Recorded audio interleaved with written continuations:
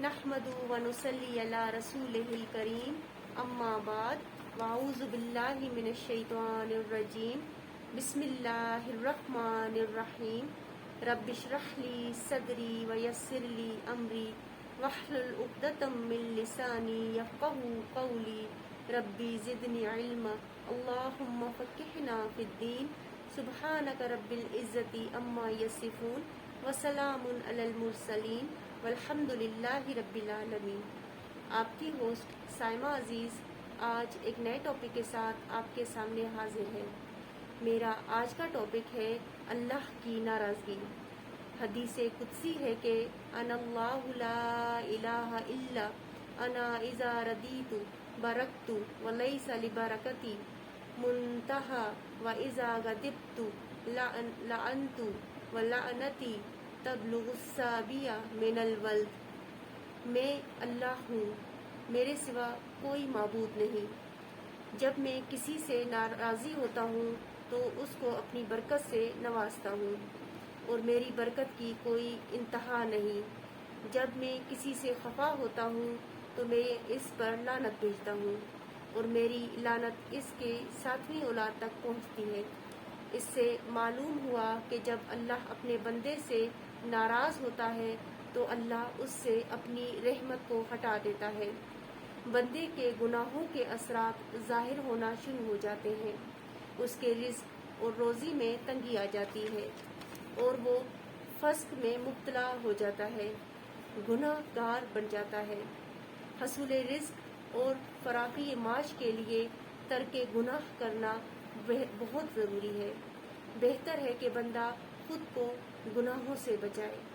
اللہ کی نافرمانی کی وجہ سے اس بندے کی عقل کام کرنا چھوڑ دیتی ہے، اور علم اس سے چھین لیا جاتا ہے، کیونکہ علم تو نور الہی ہے جسے اللہ لوگوں کے دل میں القا کرتا ہے۔ گناہ کی وجہ سے وہ نور بجھ جاتا ہے۔ گناہوں کا اثر یہ بھی ہے کہ گناہگار کے دل اور اللہ کے درمیان پردہ آ جاتا ہے، پھر وہ خیر اور دین کی مجالس سے دور بھاگنے لگتا ہے، اسے نیک مومن سے وحشت ہونے لگتی ہے، پھر اس کی حالات زندگی میں طرح طرح کی مشکلات اور دشواریاں پیدا ہو جاتی ہیں، اس کا کوئی کام بھی پایہ تکمیل تک نہیں پہنچتا۔ اور یہ بھی کہ گناہگار اپنے دل کے اندر خطرناک ظلمت و تاریکی دیکھتا ہے، اس سے اطاعت الہیہ چھین لی جاتی ہے، روک دی جاتی ہے، اور رفتہ رفتہ وہ مختلف قسم کی بدعات اور گمراہیوں میں مبتلا ہو جاتا ہے۔ اور پھر گناہ کا اثر یہ بھی ہے کہ گناہگار کا دل اور بدن کمزور اور بزدل ہو جاتا ہے، گناہگار کی عمر تباہ ہو جاتی ہے، اس کی عمر سے ساری برکتیں ختم ہو جاتی ہیں۔ سورہ نحل آیت نمبر 16 میں اللہ نے قرآن کریم میں فرمایا ہے کہ اموات غیر احیاء، کافر مردہ ہے، زندہ نہیں، یعنی حقیقی زندگی وہی ہے جس میں اطاعت الہی ہو، خوف الہی ہو۔ جو اللہ تعالیٰ کے ساتھ گزارے وہی عمر کی حقیقی ساعتیں ہیں، یعنی جو وقت اللہ کی یاد میں، اللہ کی قربت میں گزری وہی عمر حقیقی عمر ہے۔ اس کے علاوہ جتنی زندگی گزاری وہ سب ضائع اور رائگاں گئی۔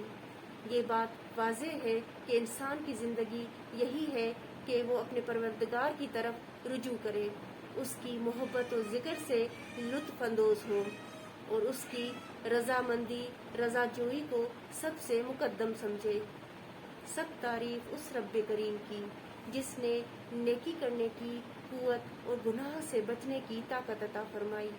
سبحان اللہ۔ اگر آپ کو میری باتیں سمجھ آ رہی ہیں اور ان کا آپ کے دل پر کچھ اثر ہو رہا ہے تو مجھے ضرور سپورٹ کریں، میرے چینل کو سبسکرائب کریں، لائک کریں، شیئر کریں۔ وآخر دعوانا والحمد للہ رب العالمین۔ السلام علیکم ورحمۃ اللہ وبرکاتہ۔